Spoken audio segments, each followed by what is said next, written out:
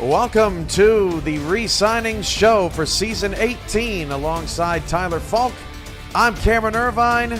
Welcome back, Tyler. Well, of course, we've been doing some minor league stuff in the offseason, but can you believe it's been a little over a month since we last crowned Baltimore champs?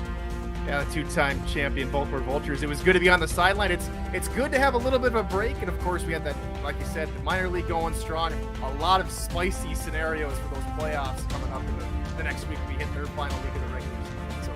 So much to look forward to here in the SFL, and the day before all the free agent buzz starts happening, we talk about who has signed. I'm really looking forward to tonight, Cam. Absolutely, and I'm looking forward to tomorrow as well with free agency, just like you. But 349 different players have signed. We've got the rosters all up on the screen, and we're going to be going through some of the top contracts and then taking things team by team. Happy that you joined us here on this beautiful football Sunday. And I can't wait until football Sunday is back in our neck of the woods here just a little over a month, Tyler. January 16th, our first football Sunday, and we'll spend December 16th on Thursday releasing the schedule. Absolutely. 14 weeks in that schedule, Cam. So you get a couple teams get 2 bye weeks. In fact, all teams get 2 bye weeks. But it's going to be a very interesting change of pace for all these teams. We'll see how they cope. And with 23 players on rosters coming up in season 18, there's going to be a lot of free agents that are going to come off the board. And then we've got the rookies that are looking to make an impact in season 18. So a lot of good things to look forward to. Yeah, it's going to be really interesting. Let us know how we sound before we get to things tonight. This show's just going to be about 1 hour, just catching you up on everything. We do want to give chat shout-outs to Adrian Blaine, Tristan Hatley's here, Daniel Wright, Nick Hoagland, Andy Hamilton, Charles Doherty, CC25Y, Agony's here, Harish Prasad, Houston Hyenas, Matthew Slynn, Bo Knows, VO, I believe that's Bo Martin Jr., and many others in the chat. Happy to be here with you tonight. And let's start at the top here. This just came across the wire today. A very busy day of transactions across the SFL. Tyler, Kevin Say gets the bag. He's got the highest contract going into next season at a 118.05 against the cap. Really excited to see Say bounce back after kind of a quiet sophomore season as DC lost close game after close game, trying to turn the corner. Yeah, and that's a good thing for DC to get him back into the fold. And as you can see, he has really developed well under Destro's system over there in the District of Columbia. It's going to be fun to see what he can do in season 18. Maybe they, help him out, maybe a couple linemen or maybe an extra tight end to help block and maybe spring him free. But Kevin Say, again, looks to be promising, and I love how DC has developed over their first 2 seasons back in the SFL. Again, a lot of close games, like you said, in season 17. Looking forward to see what Kevin Say can do. Just edged out a couple wide receivers, John Blades and Gabriel Manning, from over the past hour or so when he signed his contract. Yeah, we're used to seeing Manning up at the top every season. JQ's right there along with him. I would have to think that with Tulsa having the number 1 pick and possibly going running back with that number 1, this running back situation is getting spicy, and we'll talk a little bit more about that throughout the night. But I would have to think that Tulsa needs Q and Manning to have big production. Q's time as a rookie with a small contract where you can space out all of those attributes, that's over with. He's got to step up, and so does Manning, to play big. And John Blades and Scott Johnson, too. You can see the 117.83 and the 113.67 against the cap. Those are 2 dynamic players that have to deliver offensively for Vegas. Yeah, absolutely. Let's go back to Tulsa real quick. They got the number 1 pick, and I believe Sanzo Robinson might be testing free agency. I don't know it all through the official channels. I've been skimming. He signed at wide receiver, Tyler, just a couple of days ago. Yeah, so opening up a running back spot. It was kind of a shocking wire move. Of course, he used to be a wide receiver way back in the day. That's probably why I missed him, because when I was looking earlier, I wasn't able to find him. Now I do eventually find him on my cheat sheet over here. But you're right. Yeah, wide receiver. And it's a spicy, roll the dice. Do you pick the more quote unquote active guy in Doug Brown, who of course is the host of Simpod, or do you pick the guy who is, quite frankly, the best player in the minor league at this point in thinking back earlier. Wow, Randy Squarebush for Annapolis is really tearing it up in the minor league.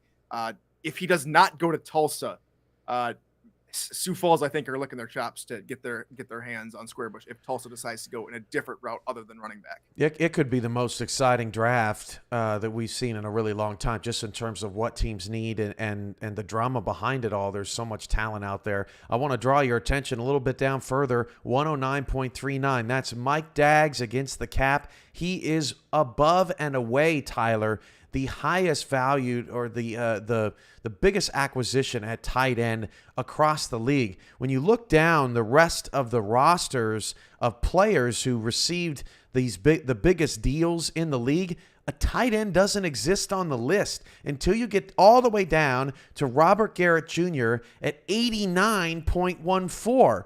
I mean, Mike Daggs is getting paid, is going to be a major part of this team, and not just through the air. They love to ground and pound with Phoenix Jones and Ray Bentley, and that contract was an eye-opener.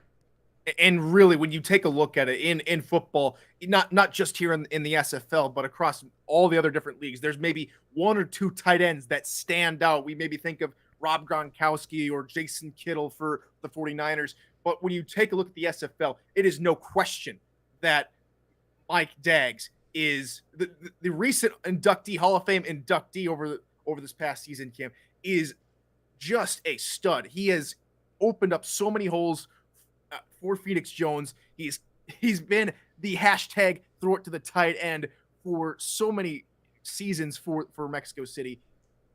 You have to game plan for Mike Daggs every single time you play against him because he is that explosive. Top defensive player, that goes to Raugar Law right now, the corner in St. Louis. He lands a nearly 96 contract. You can see all the values there of Law. St. Louis has always invested in defense. They are a defense-first team, and it's not often, Tyler, that you see a corner get a higher contract than a quarterback, and that's exactly what happened in St. Louis. They just have a different kind of mentality, and they are trying to get over the hump after 3 straight seasons of making the playoffs but losing in the first round. Yeah, and that's just credit to Raugar Law. He was a stud his rookie season with Houston. He goes over to St. Louis and produces again. So this kid is just a absolute monster on the football field. You cannot throw his direction. He will make you pay, and he gets rewarded with a nice hefty contract in St. Louis. Before we go team by team and break it down, Tyler, any other contracts on this very long list of stellar players stand out to you at all? Well, I mean, I could talk about my own guy, Mike Ryan. He gets to re-sign for Louisiana. Is he on here? Where is he on here? He's nowhere near everybody else. Let's just put that out there. He's nowhere near everybody else. We got Tank Bennett, my partner in crime, back in the backfield in Louisiana, and I am still learning from Bennett. He's a fantastic guy to work with. Tank Bennett's on there, 89, 81. Yep. He's usually high up there. Yeah, I think there's more so a couple of people that I don't see on here that I'm really more surprised about. And if we go alphabetically, we're going to talk about a couple of those players right off the bat. Yeah, what would you where would you like to go? We can pull that up real quick.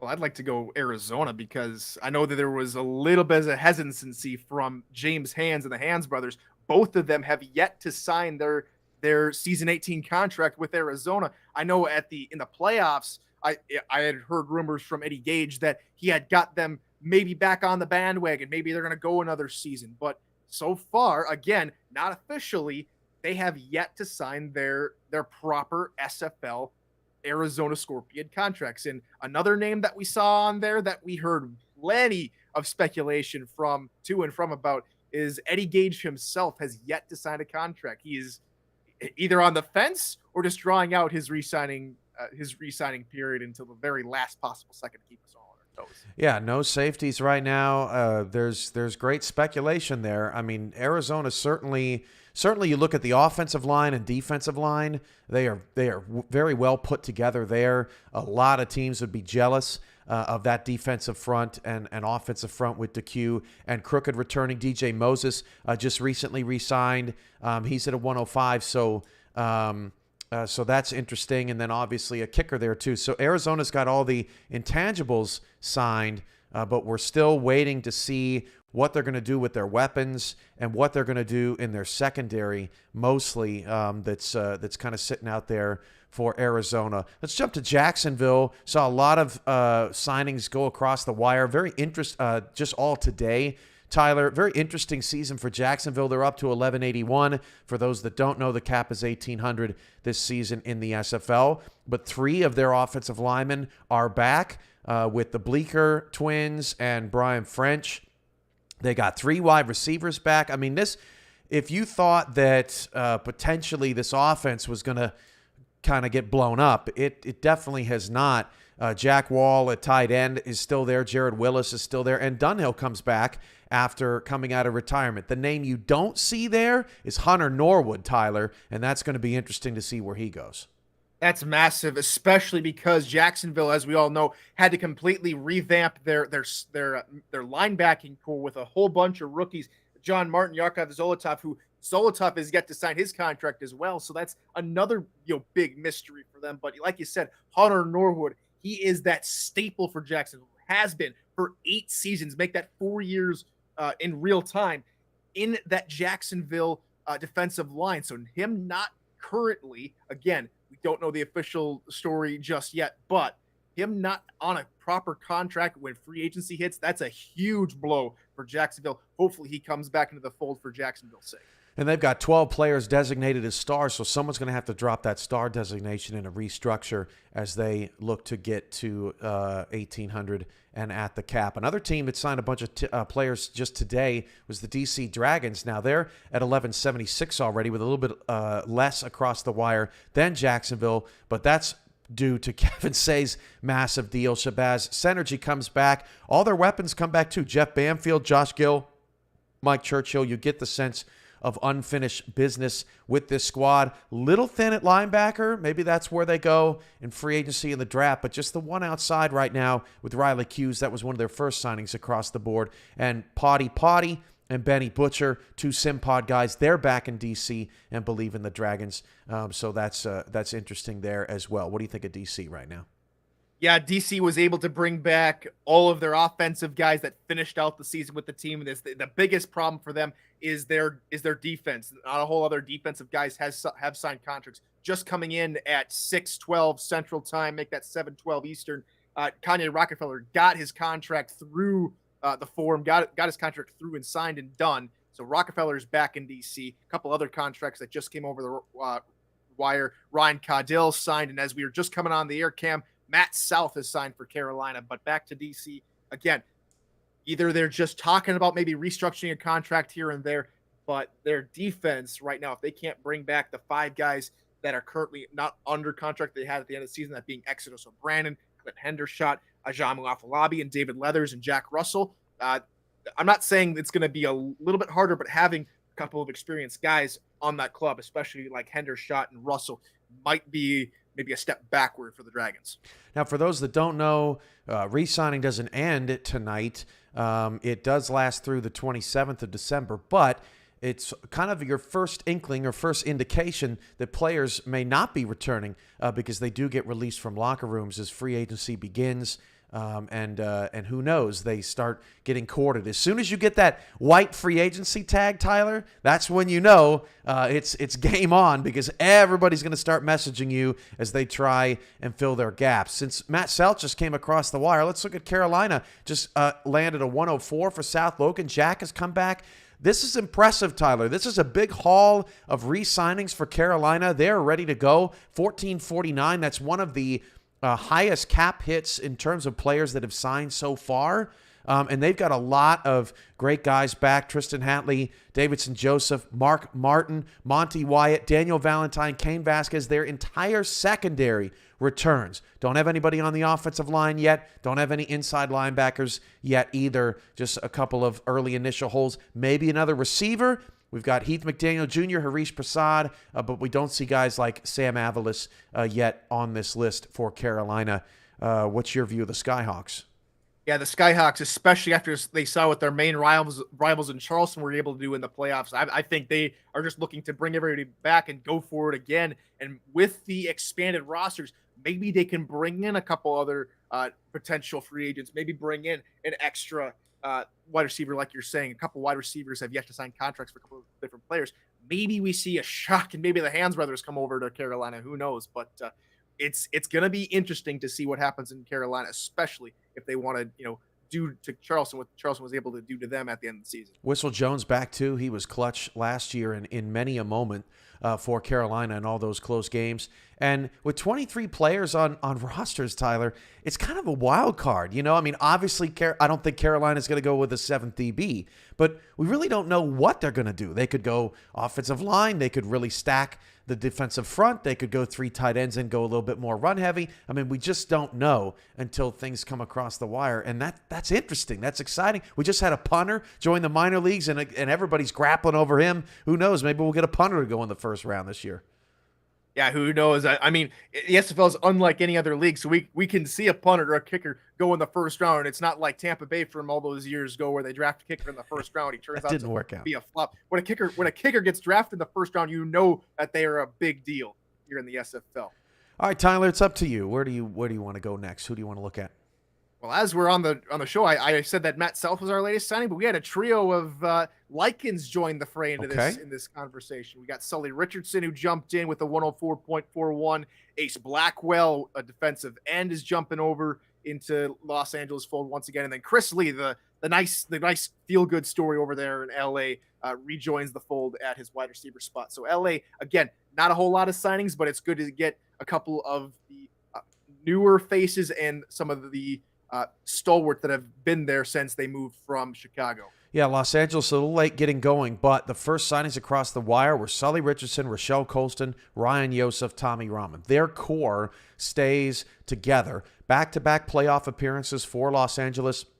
They also get Buddy Blaze back. Buddy Blaze was kind of in the Kevin Say category last season, Tyler. He kind of surprisingly had a down year. He did have a couple of pick sixes, but either teams went away from him or the defensive scheme just did not involve Buddy, but I would expect a bounce back year from him. And Jack Flash, one of them that's not on there that I would expect to hit the wire. But, we don't know until we know, and that's a look at Los Angeles. How about their Pacific rivals, Vancouver? Let's go over to the Vancouver Legion. No Tom Pepper yet across the wire. That's somewhat interesting, although I haven't heard any rumblings that Pepper's not going to come back, but it's rare to not see a quarterback re-sign this late in the game. They do have all their receivers. Redford is back. Walters is back, and so is Michael Percoco. Both of those guys are key to the coaching staff there. And then the defense has all of your standouts. Pretty solid. Kyler Murray is missing from that list. Murray, one of 3 All-Stars in their first All-Star game this season after playing in the league for 8 seasons. You can see that All-Star game in 6 days at the end of the week. Murray is an All-Star. He's not on that list, so that stands out to me. How about the rest of this Vancouver offense, Tyler? And just real quickly to touch on Murray, it'll be his first All-Star game and his last All-Star game, as he announced his retirement earlier. So it's a very, very interesting send-off and Murray. Murray, if I read that correctly, if I read my notes correctly. Oh, okay. Hey, look, I don't know everything. So if you saw something to come across the wire, I just missed it. That would be a loss for Vancouver for sure. He was just coming off his best season. A couple of other defensive backs that haven't re-signed. Major key Ashley Rose finished their secondary right now. Again, nothing's official. This isn't the last day for re-signing, but that secondary, it looks a little off without Arf and Major Key out there. Yeah, we'll see what happens. They do get 2 stalwarts back on the defensive line, Judas Sessi, Papatonis. A lot of teams do not have 2 players over 80 on their defensive front. So Vancouver's looking to make some noise there. Okay, we won't wait any longer. Speaking of a ridiculous defensive front, let's see what the defending champs have done this offseason. They have only signed just about everybody at every single position group. With still 400 cap points to go, which just seems crazy. But Baltimore has a few more spots to fill, but there's no holes here already, Tyler. They have covered all the bases, and now they're just filling out the roster. Jimmy Hazard comes back after a really successful rookie year, won Rookie of the Year. Jack Wigmore, first quarterback to pass for 40 or more touchdowns since Christian Christensen did it in season 10. So, he'll be back. Gaines and Saron Yates just getting elevated to president and vice president positions with the team. I mean, there's no slowing down Baltimore, at least so far.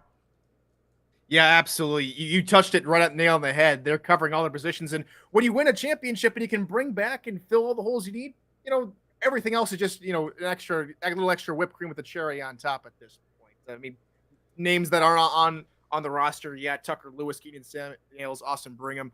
But who do you pick up to go with? Because it seems that Baltimore can't do anything wrong at this point, Cam. Yeah, they're really trying to build a dynasty there. If they haven't already, winning 2 of the last 3 championships, and we'll see what happens this season. The pressure is on. Chris Henry in the chat saying the best secondary resides in Atlanta. All right, let's take a look. He's not wrong. 5 DBs, 4 of them over 74 in value. Miraculous, Napier, All-Star, J-Rock, Moose Papineau, Chris Henry. They all come back. Atlanta, as of Friday, I don't have updated totals necessarily, but as of Friday, 19 signings led the league, or re-signings, I should say. Dynasty's back. Hollywood's back. Chisholm's back. They're running it back. A little surprised, I think, Tyler, by their upset loss to Arizona. Kind of spoiled a really nice season they had. 1536 in cap. That means they have less than 300 to fill out their roster, which we'll see if they do in free agency or the draft. There's a look at Atlanta. Yeah, and as we take a look, I mean, like you said, 19 out of the 20 players from season 17 are returning. The only name not on there, Garrett Hudson, is going to be testing free agency at his linebacker spot. And with 3 extra positions, it's kind of like Baltimore in a way, Cam, where they can, maybe add an extra wide receiver, maybe just for more depth, or add maybe another defensive back, but they really don't have to do too much. Maybe get some line help in order to get BDG Hollywood going on the ground a little bit more. Again, with the recent changes to the league over the last couple of seasons, the running game has been hit or miss for Atlanta at certain points, but it's good to see that Atlanta's able to bring back their core and now able to add to that. And look at those wide receivers, 3 over 94 against the cap. That is one of, if not the most talented receiving groups in the SFL. You got to include Hollywood in there too. Hollywood and Redford are the 2 top pass catching running backs in the SFL. And Atlanta is going to be tough to stop. Toma Ello's talking about technically 20 signings over in Florida. Let's go to the Florida Storm to check out what they have going on. That is a long list. In fact, it almost doesn't meet the screen. 1539. Florida is rolling along, and just the quick count, I see maybe 21 on there for Florida at this point. They've got a ton coming back. McDonaldson and Wade on the offensive front are big. Dominguez and Stoneville. Toma Ello on the defensive line. Another team, maybe linebacker again. Tyler, it seems like every year Florida needs more linebackers or another linebacker. That's the one position they just cannot figure out. But Stephen Black is coming back, so that's a relief to this unit. So we'll see what they do at linebacker. But your thoughts on Florida and their very small lineup remaining, although they do have quite a bit of cap space left. They definitely can spend somewhere if they want to make things interesting. And maybe that's a restructure of Eric Hammer's contract, because again, he's the only player from this past season that's not on the roster at this point. And Eric Hammer, being a 3-season vet, has spent his entire career with Florida. It's a little surprising not to see his name on there yet, but outside linebacker help just maybe solidify what they already have as one of the best defenses in the league, and they've had one of the best defenses in the league for quite some time, going all the way back to when they were in Alaska back in season 10, where they started winning championships left, right, and center to the tune of 3 seasons straight. So maybe this is their chance with an extended roster, maybe to add more defensive depth to maybe get them back into a title game and maybe get them back into the good graces of the SFL gods and maybe another championship into their trophy cabinet. I see Gunny. I see Charles. Tomaello just said in the chat, see you tomorrow with a nice contract, Cam. Okay, that's a teaser. I'll be sitting here for 6 hours, by the way. We'll have the wire up on the screen to your left. In Tyler's position, we'll have a guest spot, and I want to be interviewing guests all day long, whether it's camera or no camera. I want to have everybody who is involved in free agency tomorrow come on board. If you are a player, if you are a general manager, if you're a coach, if you're an owner, come on board. I want to hear about what's going on with your team, what's going on with your signings. As soon as the signings hit the wire, we're going to have that updated, and we'll be refreshing that page every minute of tomorrow's action. I know Eddie Gage has already taken off of work, and if others have not done so already, just getting a cough. I got to call in sick. I see Gunny. I see Charles. Let's go to Lone Star in the chat. Lone Star just fresh off their rebranding, which is not shown here, but is shown everywhere else. So don't get on me about that. And it'll be fixed up this week. But 1560 across the board. This is not a surprise, Tyler. Almost everybody coming back to Lone Star, one of the closest knit locker rooms in the league. You've got Ike McBride, running power, Fenix back, Soto, Axis, Deuce Fenix, Ziggy Hronik, who goes to wide receiver, by the way. Interesting move. Adam Williams is in there as well. This is a stacked group, stacked defensive front. Jukin Rukin leading the way, still the lone holdover from the Seattle days. Happy to see him continuing to get back in the league. Yogi Barr's down there, Bo Martin, Mickey McGuire. Gotta love the glory, and they're ready to rock. No kicker. That could be a place where they look to make some improvements. Offensive line, maybe another tight end. What do you think, Tyler? Well, I know you're not going to really get on anybody at this point, Cam, but you've mentioned his name a couple of times. He goes by an alias when he's on the field. But I'm going to get on Charles Doherty's case a little bit. Why isn't Pseudo Kai signed a contract yet, Mr. Doherty? Where's Pseudo? Where's Pseudo? We need a good fullback in Lone Star, I think. But you're right, Cam. Maybe Pseudo Kai comes back at fullback. Maybe he transitions elsewhere. Maybe they get a lineman. Maybe they get another Bar to join the Bar in the defensive backfield. Maybe Bogey Bar gets drafted from Salt Lake City into Lone Star and accompanies his brethren over there in Lone Star. A lot of different scenarios could play out for Lone Star. Harish says refresh that signings page. All right, we will. Let's take a look at what we're missing. That's Sam Aviles just signing his contract at $92.49. We were just talking about that. David Tilley has also come across the wire for Queen City. We've taken a look at Carolina. Let's now take a look at the Queen City Corsairs. They got off to a little bit of a slow start this week, but everything's rounding into shape just nicely. No Jet Zero, though, still for Queen City. Is there potentially another running back spot opening?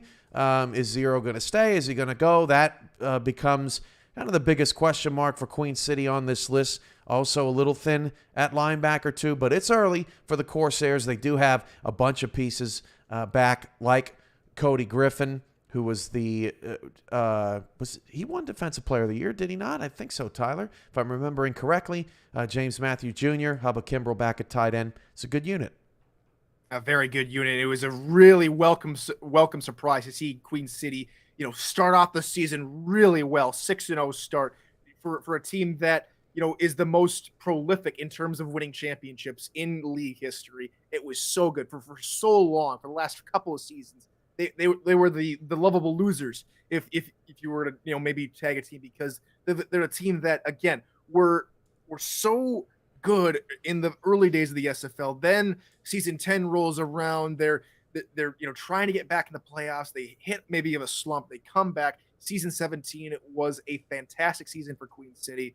Get knocked out in the first round of the playoffs. I'm really looking forward to it. And they've been really busy, especially in the last hour. 6 signings within the last hour. David Tilley joins the growing locker room for season 18 for the Corsairs. And I really do hope the best for Queen City. They are they have my favorite color scheme. I'm going to be just blatantly honest. Green, black, and white are my favorite color schemes. So and rumor has it they're bringing out a bright green alternate this year. Oh boy. Tyler. So we'll see what Albuquerque Adams jerseys. we'll see what that looks like. Tom Rahman saying in the chat, LA retirement announcement incoming. Don't know what that's about. Ooh. And Mr. Yadu, I don't know if I'm saying that right. Apologies, but he says, or she says, what's happening in Portland? So let's go to the Portland Fleet. Lots happening in Portland, actually. They've signed, again, just about everybody back. Gene Valentine, Benjamin Warner, just 2 receivers. That's a little interesting. Defensive line continues to be stacked. No kicker. No Shot Allen either in Portland. Not sure where he's going, but he is a top free agent acquisition that we might hopefully see come across the wire. But earlier this week, Portland added Mel Davis and Nelson Lozano Jr. to the ownership team. They keep their core together. They were so close to making the playoffs last season. We'll see if they can get over the hump this season. That's a look at Portland. Tyler, OJ Bruin 104, Ezekiel Love 103. It's a pretty good unit. I think they need some more weapons. We'll see what they do in free agency. Yeah, the boat's over in Portland. Maybe not happy to lose Art Vandelay to free agency. Right. He is confirmed out the door in Portland. They wish him the best in his future endeavors. We wish him the best in his future endeavors as well. But for a guy that came out of the minors and directly into the Portland locker room from day one, has really been a really solid guy, not just on the field, but in the locker room, in chat as well. Really solid guy, Art. Hopefully he gets where he wants to go and play the football he wants to play. But for a guy that made a spectacular catch in the minors for Ottawa all those seasons ago. I still remember it like it was yesterday. Right? And now you're looking at, maybe Benjamin Warner or Gene Valentine maybe having to, take that number 1 spot. And if I'm looking correctly, it'd be Valentine taking the number 1 wide receiving role out from Art Vandelay. So it's going to be maybe a tall ask, but I'm sure Valentine is up for the challenge. But it's going to be interesting. They're definitely going to be looking for wide receiver in free agency and the draft. I'm sure they're picking up probably 1 in each, maybe 1 in the free agency and 1 in the draft. I think the biggest thing that Portland lacked last year was just that final punch. Put the nail away in the coffin. Love could keep you in almost every game you played in, but where was that final punch to close somebody out with a long touchdown? I'm definitely interested to see what kind of talent they can get at receiver and tight end.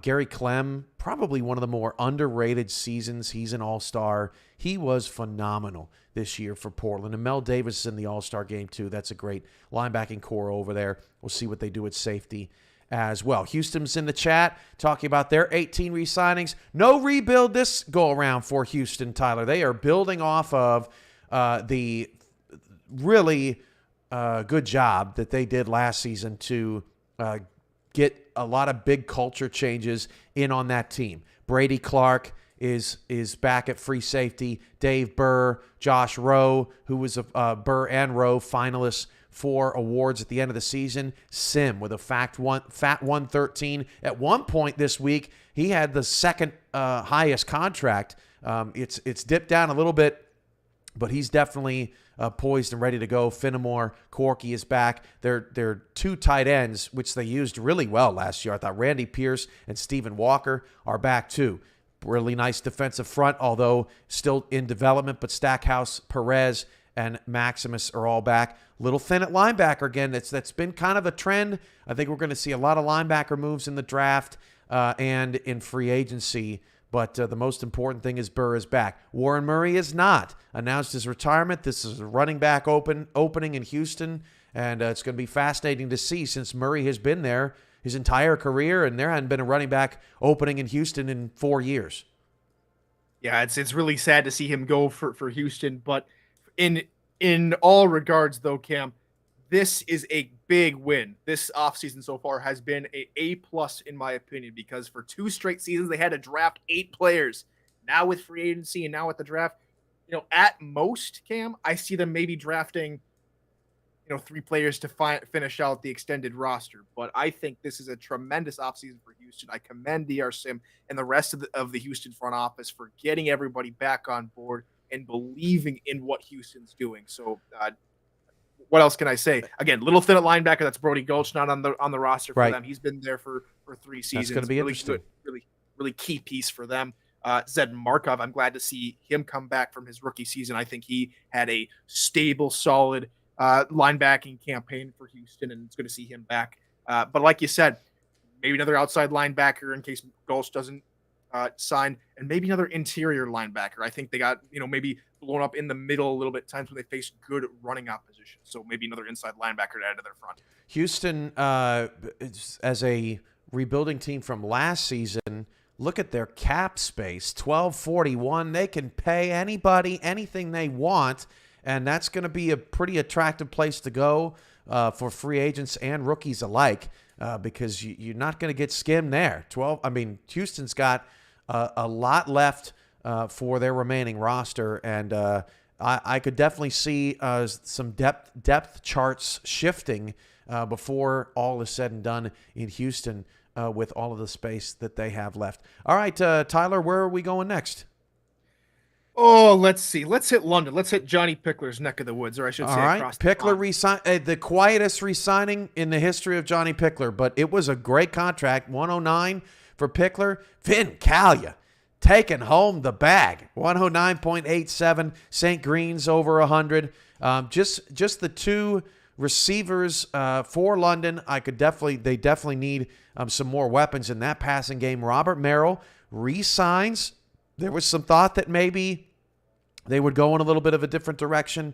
So they're not going to, and they're going to stick with Merrill and see if they can make it work another season. Perrin Ibarra, the rookie that they got in the first round, he re-signs. You know just as well as I do, Tyler, offensive line and defensive line pieces, if you can get them coming back and get them to continue to build for your squad, that's how Baltimore built their dynasty, at least on the defensive front. Davidson, Frosby, Rowland, Lane, all returning. Linebacker core looks great with Scarborough, Roberto, Gagne. Secondary looks clean. Possibly some special team stuff. Obviously some weapons in the passing game. Maybe another slot DB, maybe another linebacker is what London is looking at. But they're well on their way. 14-20. London's core, for the most part, is back as well. Yeah, and back to your point, Cam, real quickly about Robert Merrill and the, will he, won't he stay in London? And that's basically because instead of being a traditional running back, he was being used as a swing route pass catching back, almost exclusively. Rarely would we see Robert Merrill get on the ground until maybe the last few weeks of the season. But if he's going to, be that pass catching back, he's going to need to develop his catching a little bit more so that Pickler is able to throw in the ball and be comfortable throwing to him left, right, and center. And back again to your point about the offensive line. Butch Menor, the guard for London for the last season, he's not re-signed his contract. Yeah, it's and going to be if they're going to try and pick up linemen and develop them their way, they need to be mobile because, again, if Pickler's game is going to be those swing passes and out routes and screen plays, they're going to need their linemen to be mobile instead of being stalwart, hold the pocket down for Pickler most of the time. Yeah, that's going to be a pretty important signing. Whoever can pick up Menor on the offensive line, whether it's London or somebody else, getting him in free agency, that is going to be a huge get because it's very unusual to have big-time offensive linemen hit the free agency market and what I would assume staying at offensive lineman, right, Tyler? So whoever can pick up Menor, that's going to be a big scoop up for them. I want to see what Charleston's doing. Let's see what the Predators have going on. Swearingen and Drew is back. Sutherland is as well. They got all their weapons. Love watching Buchanan Simons play. Jay Taylor back at wide receiver. How about Lyric Da Vinci with that catch against Florida? We remember that. That was probably the catch of the season. We haven't released top 10 plays of the postseason, but that's not in the top 3. Then I've failed to do my job.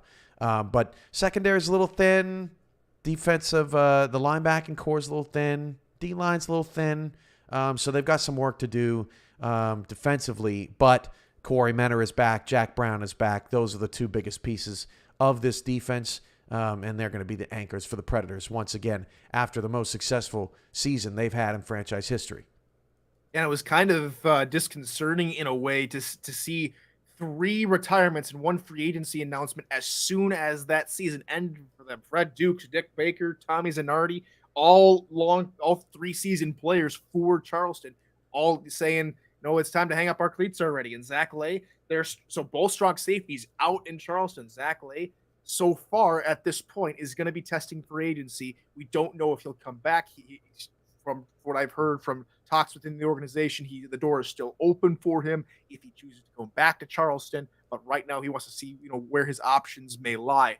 So again, defense, and with a lot of these teams, Cam, we've been talking about tonight, and teams we haven't mentioned yet, is defense is the part of their game, or part of their roster, should we say, that doesn't have a whole lot of signings. A lot of players are maybe taking their time, working things out with their teams, or maybe even not releasing that they're testing for agency, but maybe have that back door back into their club. But defense right now for Charleston is a main issue. They need their stalwarts to come back, especially with guys like Baker and Zanardi leaving. They need Hoffman and Bravo to re-sign, especially Bravo. That I think losing Bravo at corner is really going to put them in a bind. Yeah, that's interesting. You would expect Bravo to be back, so that's an interesting omission there from the wire. Good pickup there on that. You look over at Charleston, not as animation heavy as some of these other teams on this list. They're still kind of building this young core, and that's got to have people very nervous, considering how good they were last year, given the fact that they may not be at that place where they can just start adding all of those throughout the season, and they're already this good, is a really fascinating thing. Let's head over to Tulsa, because we're going to be talking a lot about them over the next few weeks.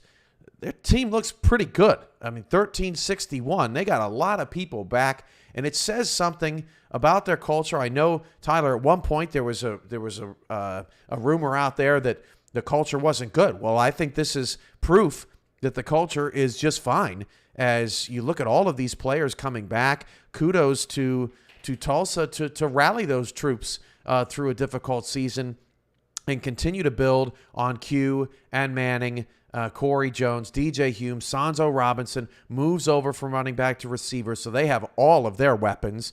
Jason France returns. He is one of the most exciting tight ends in the league as he continues his development. Linebackers look pretty great too with Viva Miller.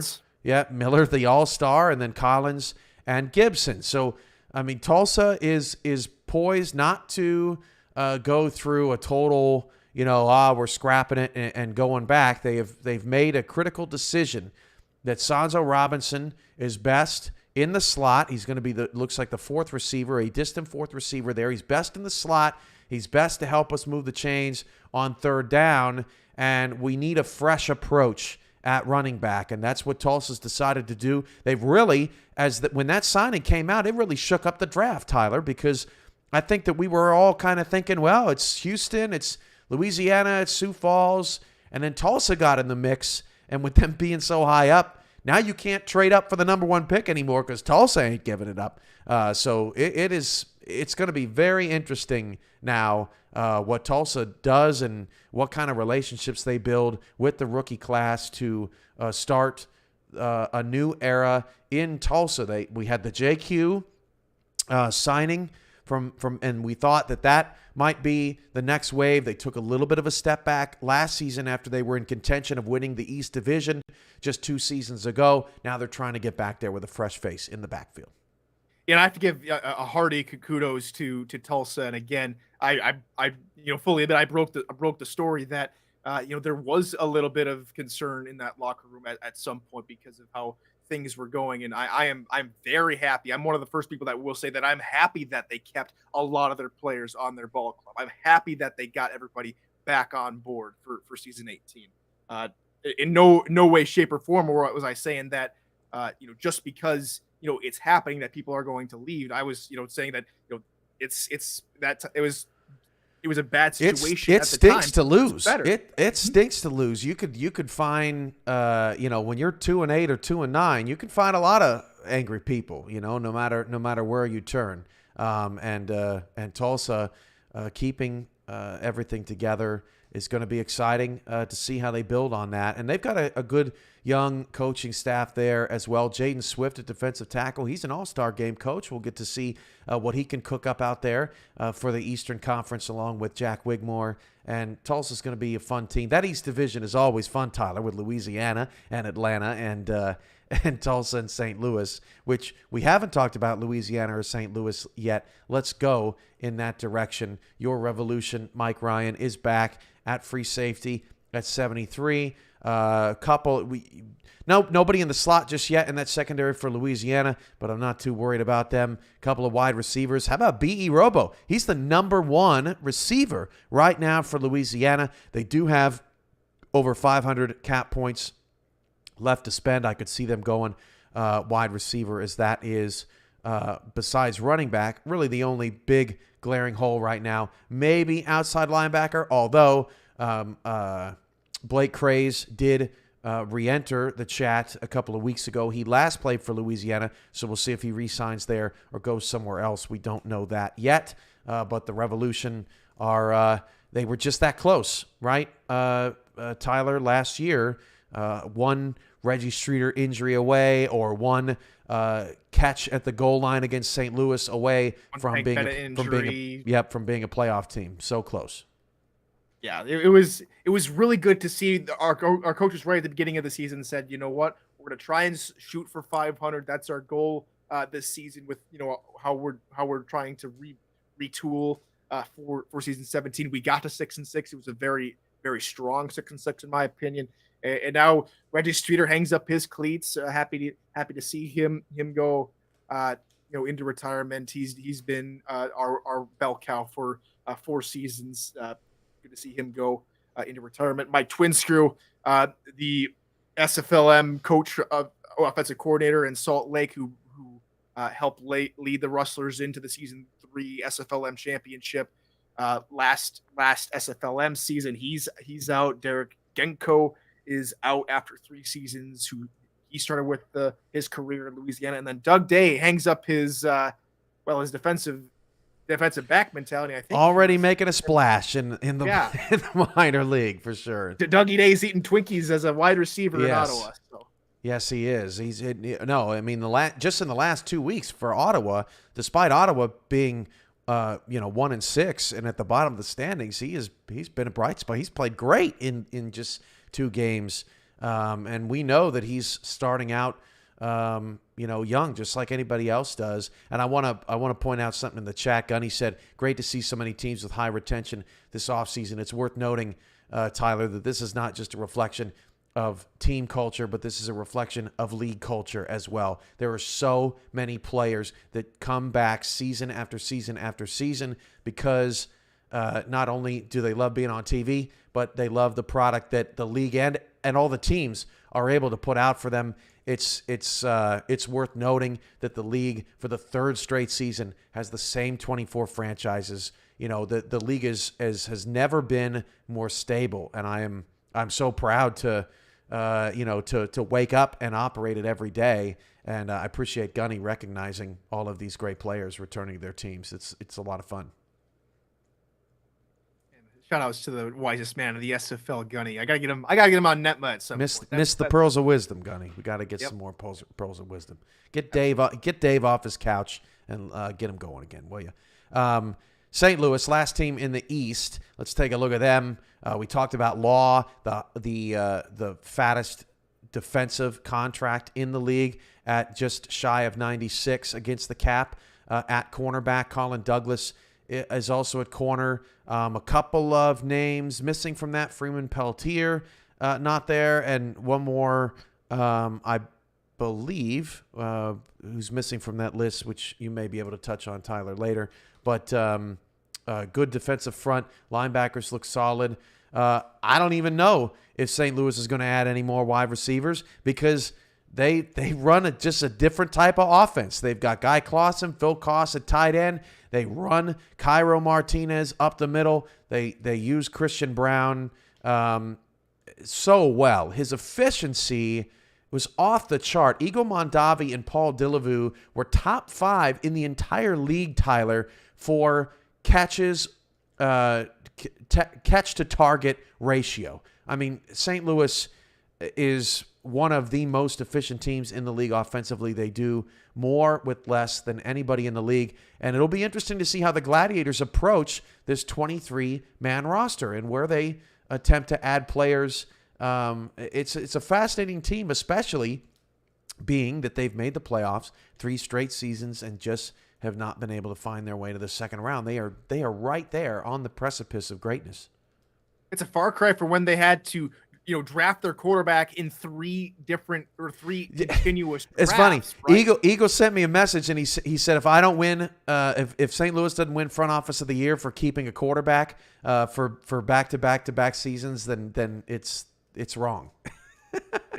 It's good to see Christian Brown back in a Gladiator uniform. And to touch on the players that you probably were thinking, Cam, about maybe not on this list, Igor Barbatov and Drew really have yet to sign their contracts. That's probably who you're thinking of as far as the defensive side goes. And on that offensive side, we have Bill Cherry, the fullback that I think makes that offensive rushing attack work, is testing free agency.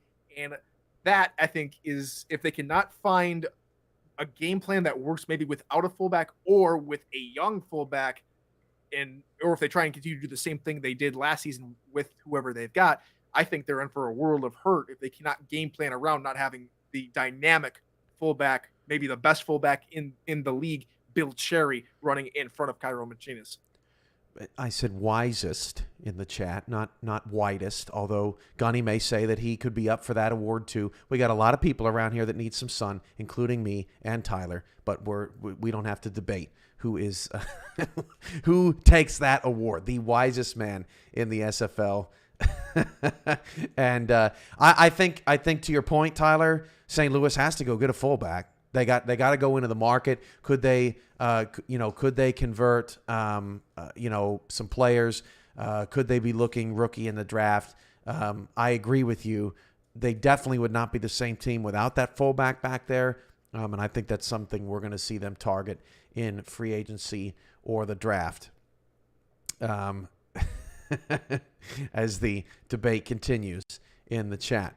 Let's look just for a second at to make sure that we're not missing any new contracts that have come across. James Walters did restructure his contract slightly, but that's all that we have missed. Again, a reminder, tomorrow, starting at 1 Eastern, the free agency show begins.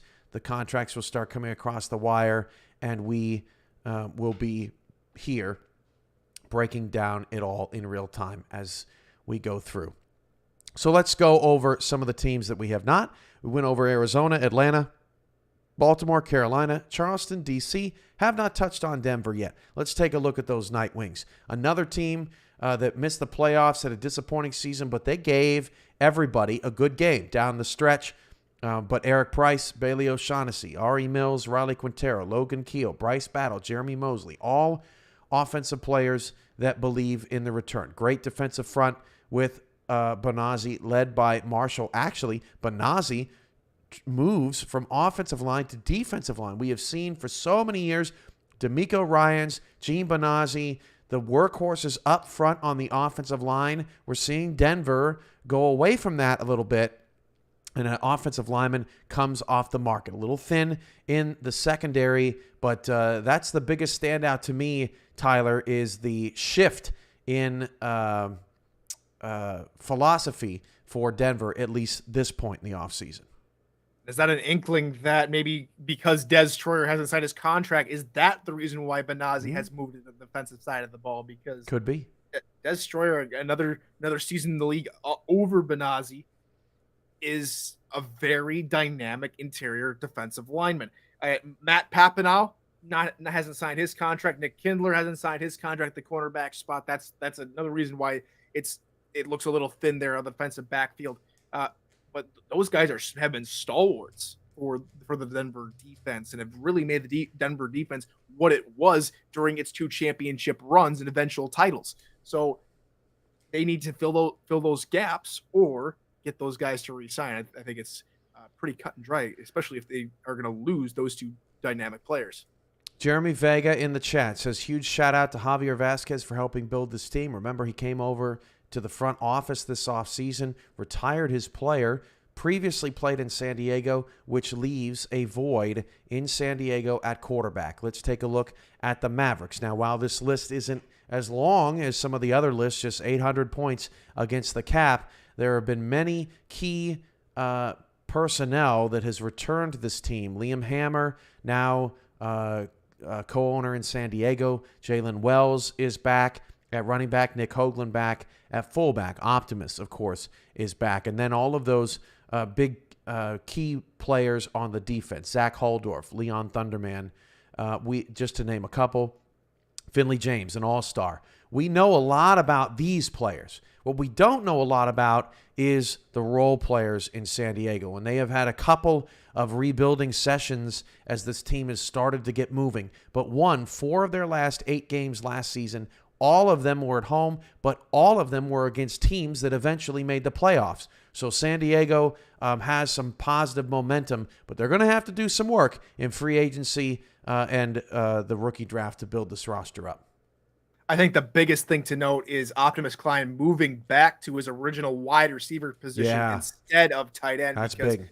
Again, knowing Klein from back when I was over in the San Diego franchise for my rookie season, Klein is a selfless guy. He wanted his wide receivers. He wanted Ryan Owens and a few others in that wide receiving spot over than him because he was like, let's give them a chance to shine. I've had a whole massive career myself, but it's good to see him back in the wide receiver spot. It's because that's where he's more natural, I think. And then Liam Hammer, he has made the Mavericks what they have been, especially that offense. He has revolutionized the Mavericks coaching philosophy. I wish nothing but good things for Hammer. 10 players come back. 10 players either go into retirement or into free agency. It's going to be a very interesting, but I think a very spicy free agency for San Diego. And Axel Raven already announced to their front office staff, was a big get. We'll see that contract, I'm sure, come across the wire tomorrow. And could we see Optimus Klein slide into that third position and become their kick and punt returner? If you remember, his one big kickoff return in his history came in a very critical game for Florida down the stretch. I believe that was a playoff game against Lone Star, if my memory serves me correct. But could he get back into the return game? Because I don't see any return specialists on this team as of yet. So that's going to be an interesting look. Hey, another team that's rebuilding as we round things out. I think we only have a few more teams that we have not touched on here tonight. But Sioux Falls, now, I don't think that Sioux Falls only has 3 players coming back. Sioux Falls is always pretty slow with with re-signings. That's nothing new, but you do wonder just how many there are. After another rough season, this team has not rebounded from back-to-back championship losses, and they've got to get off the mat. Losing Axel Raven really hurt this offseason after it looked like Sioux Falls was building again. And no Colin Hart. We expect him to land somewhere else. But, yeah, this is very interesting. It's possible that Sioux Falls could get into the quarterback game. We're really not sure. Julian Tyree's been there for years. But we don't know until we know. And right now, all we know is Kay Merriam, Biff Markham, and Derek Williams are back. I affectionately call them the Patriots of the SFL because they are this most secretive organization in the league. They don't like to tell anyone anything, whether or not they're signing, what their game plan is. Rarely do I see them make an announcement in chat about what's going on. So who knows what's going on in Sioux Falls? I'm with you, Cam. I don't see them having 17 free agents leave from their organization. I think this is just the beginning for Sioux Falls re-signing period. They're just getting going. Mexico City, Ramos just got a tattoo of the logo on his chest. If you haven't seen that, you can see that in scroll up to yesterday's general chat. But Mexico City is all in. They were right there, Tyler, this past season in the semifinals, led Baltimore by 9 with less than 2 minutes to go and blew it. And Baltimore ended up winning the title as a result. But Mexico City is right there. This team is loaded. They are a little young at receiver. I think they could make a huge splash whether it be in the draft or, of course, they drafted Nate Ritters last year and he ended up being a bust. And so they're kind of starting over there again. But this team loves to run the ball. Bill Henry, Mike Daggs, Phoenix Jones, Ray Bentley, they block and they power run with the best of them. Defensive line a little light. Dan Tritz is the only signing this far. Haven't heard from Brock Lee yet for Mexico City, but could see them do something there. And Tyler, if they somehow manage to get an offensive lineman in the draft or free agency, that would just make them that much more dangerous offensively. I'm interested to see if they go that direction at all. So what does the Fox say? It says he hasn't signed yet for Mexico City, apparently. So silence from the Fox this time around. Yeah. Very interesting. I haven't heard anything, haven't seen anything on his situation. But then again, defense is where they have yet to sign a few of their key players. Brock Lee, KT Horrell, Xavier Hawkins, the rookie standout corner for their group. Couple of names that I saw that hasn't signed for the Aztecs yet, but again, they're right there. Now with an extended roster, what can they do? Again, a lineman camp, I think you read my mind, is exactly where I think they're going. That's going to be incredible for Phoenix Jones. And they already have the best tight end of the game in Mike Daggs. So give it a little extra time for the mobile Matt Wilson to throw the football. Maybe he can scramble out of a pocket again and run for 25 yards again. Who knows? I think the biggest question would an offensive lineman even be there that late in the draft for Mexico City unless they were to happen to move up in some kind of trade. Speaking of the Horrells not being there, the Horrells are not in Fort Worth either. No, as we look at the Toros, they are another team that needs a quarterback along with San Diego.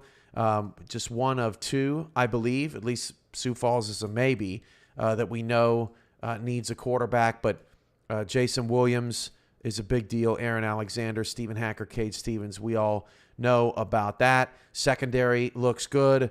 The defense as a whole looks pretty good. That offense just needs to rebuild and retool after kind of a transition season, change in coaching staff. They did seem to improve as the season went along, and we're playing some really competitive football. Close losses to Lone Star twice, to Denver down the stretch. I think they ended up losing that game if I remember correctly, but Fort Worth was right in a lot of these games down the stretch of the season. And, with a crowded South Division, Mexico City gunning for a championship, Lone Star trying to get back at it into the playoffs, and Houston not having to rebuild but more or less reload. Fort Worth's in a crowded spot here. We'll see what they do. Tex-Mex is adding a lot of hot sauce to the season 18. Yes. Wouldn't you agree, Cam? Yes.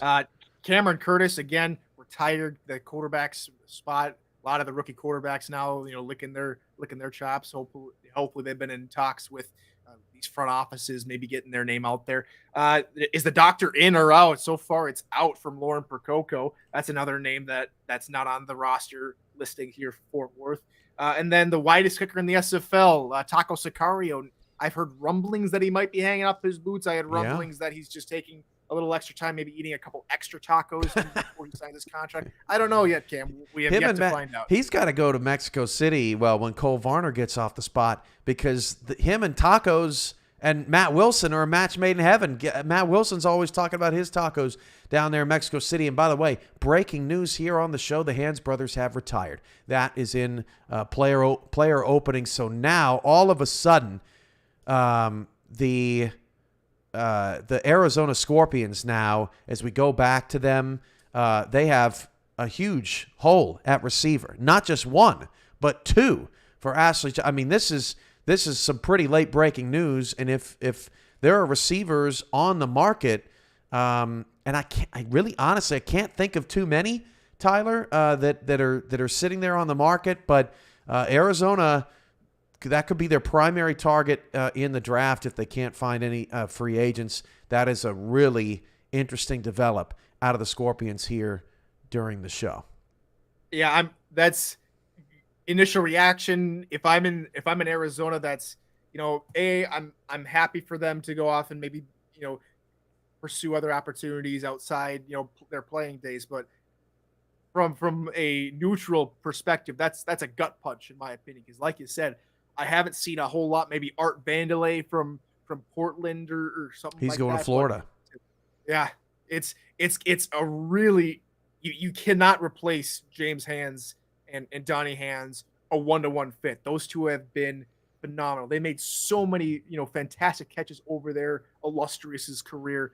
It's sad to see him go, but now do we even say maybe it's an initial overreaction, but does Arizona even make the playoffs next season with the Hands brothers out? Yeah, I mean they gotta replace a lot of talent fast. If you look back at Arizona's roster last season, the Hands brothers accounted for 208 points of that cap by when it was all said and done. So that's a lot to replace. And Arizona's got their hands full with that. I think the only team that we have not touched on yet is Vegas, Tyler, if I'm correct. People can tell me in the chat, but I think we've gotten to everybody else.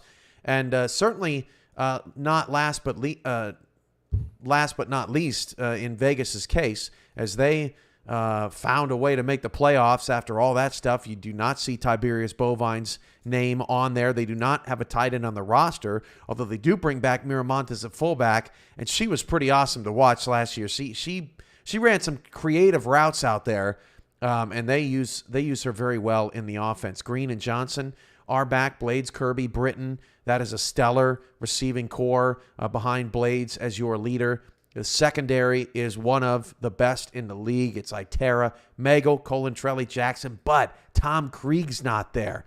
A lot of big losses out of Tom Krieg, Rhett Sawyer. There's just a lot of names on this list where you wonder how easy it's going to be to find replacements for those players, because some of those players are one-of-a-kind players. I mean, their history in this league and what they've done in the limited time they've been here as well, in Krieg's case, are just incredible. Yeah, Tom Blitzkrieg, as he was affectionately known as, maybe has to Blitzkrieg on a different battlefield or something like that at this point. But again, that defensive front, even Mike Baker has yet to make anything official yet, but having to maybe rebuild their entire defensive line is no small task. It's Las Vegas, and it's good to see Joseph Green be back on. They had I can't remember his name, quarterback for Las Vegas in season 16. I decided to hang up his boots for a little bit, and then we had Joseph Green come in for season 17. Good to see him back, almost kind of in the same formation that St. Louis was in a few seasons ago. But largely enough, their offense is staying put. By the way, of Tiberius Bovine, maybe he gets a couple extra drinks now in the house because he gets to not have to worry about playing each and every weekend, SFL weekend. But yeah, that defense looks mighty thin, and they're going to need to fill a lot of holes, in especially that front seven. If you missed your team, you can always watch back. The broadcast goes immediately archives to the channel. If you felt like every team should have gotten 30 minutes of our time, we would have been here all night. So understand that we have 24 teams, and we tried to get to everybody, everything, all the storylines. Well, tomorrow we'll have plenty of time for that, because we're going to be watching The Wire all day long. Instead of the Tyler Falk box, you will get your guest appearance box, and we will have free agents and general managers and coaches and owners on to talk about all their free agent gets. I'm sure we'll have Eddie on to talk about the breaking news about the Hands brothers. The worst time of the offseason to get some kind of news like that, because now all these wide receivers have signed their contracts with other teams, and that is a shocking development. So we'll see what happens there, and we'll see who's out there on the market. But I'm sure maybe Tyler will check in after he gets off of work. Who knows? Maybe he'll be one of those people that says, I'm not feeling too great, and I think I'm going to have to take off to see what happens on The Wire tomorrow. But I will be here all day. I will, I don't know, order a pizza or something. I don't know what I'm going to do with myself. We've never done a show like this, but I'm just looking to have a lot of fun with everyone that can join us throughout the day. And hopefully, if you are at work, put the earbuds in. Just try to stay busy and away from your boss so that you can listen to the show all day long. We'll be here keeping you updated on all of the SFL news, any Any last words, Tyler, on these contracts? We're going to just check the wire one more time. Restructure for Verrett and Zarkov came through. Hacker came through, although we covered Fort Worth late, so we saw that. But any last thoughts, Tyler, on the signings so far? Yeah, I think a lot of these teams are set. Again, we don't know a whole lot about Sioux Falls, LA, and Jacksonville. They're starting to get everything turned in. The late breaking news of the Hands brothers.